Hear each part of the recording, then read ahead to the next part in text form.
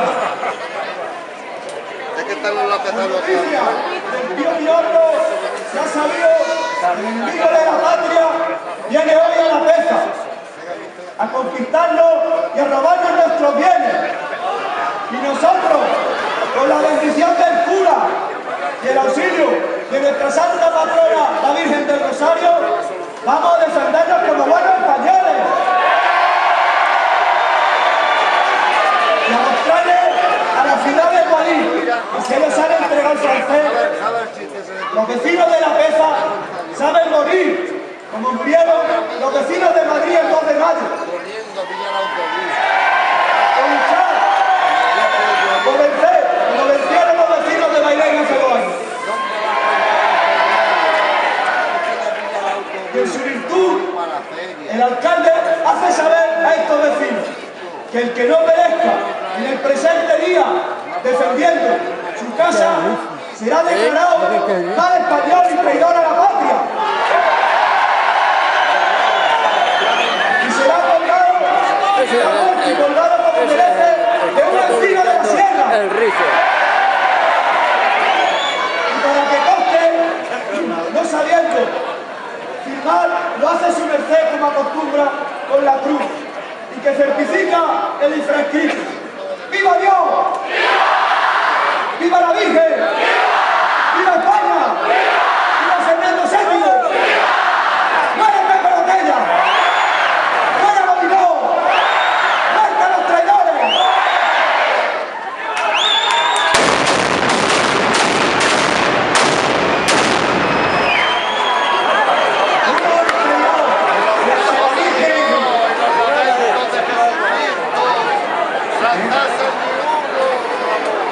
Juro ante Dios y ante la Virgen que lucharé por los intereses de mi pueblo. No está dispuesta a doblegarse ante las exigencias de los invasores que a su paso se llevan todo, hasta el honor. Manuel Atienza, uno de los muchos carboneros de La Peza, es el alcalde de la localidad. Un hombre de 50 años, alto, fuerte y de carácter recio. Es la máxima autoridad de un pueblo de no más de 1000 almas que viven del campo y del monte, del fuego y del agua, en lucha permanente en su nueva existencia. Desde Guadix llegan noticias alarmantes. El enemigo francés tiene previsto entrar en La Peza el 15 de abril de 1810. El alcalde carbonero no está dispuesto a rendirse ante los soldados que han salido vencedores de sus campañas de Egipto, Italia y Alemania. En La Peza, en Andalucía, en España, empezarán a cambiar las cosas y a derrumbarse los planes de Napoleón. No queda mucho tiempo para prepararse para recibir a los franceses, ni tampoco hay medios suficientes para plantar cara. Pero nadie está dispuesto a entregarse sin luchar, a defenderse y a atacar.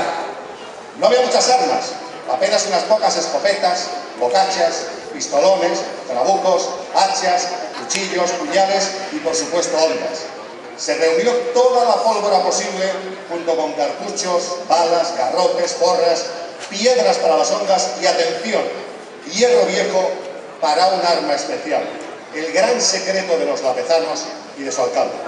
Atienza y sus hombres fueron a por la encina más grande de todo el monte de La Peza. El tronco fue ahuecado a fuego para construir un grandioso cañón de paredes frágiles, pero en el que cupo gran cantidad de pólvora y una inmensidad de hierros y objetos que sirvieran como proyectiles. Se ató el tronco con cuerdas y se reforzó con alambres para darle consistencia. Las entradas del pueblo se cortaron con montañas de troncos de encina. En la zona por donde se esperaban los franceses se habían duplicado los esfuerzos y la muralla protectora tenía como principal inquilino y guardián majestuoso a un gran cañón de encina. En las primeras horas de la mañana de ese 15 de abril, el alcalde carbonero reunió a todo su ejército, unos 200 hombres, a las puertas del ayuntamiento. Su estado mayor inició los preparativos para la batalla, mientras que el pregonero se dirigía a los habitantes de La Peza. El que no luchara sería declarado traidor y ahorcado en una encina. Las mujeres se fueron a rezar a la iglesia y los niños a esconderse en la sierra para vengarse de los franceses si llegaba el momento. A las 3 de la tarde, una nube de polvo Todo el que esté dispuesto a luchar, que me acompañe. Pasaremos a la bendición del cura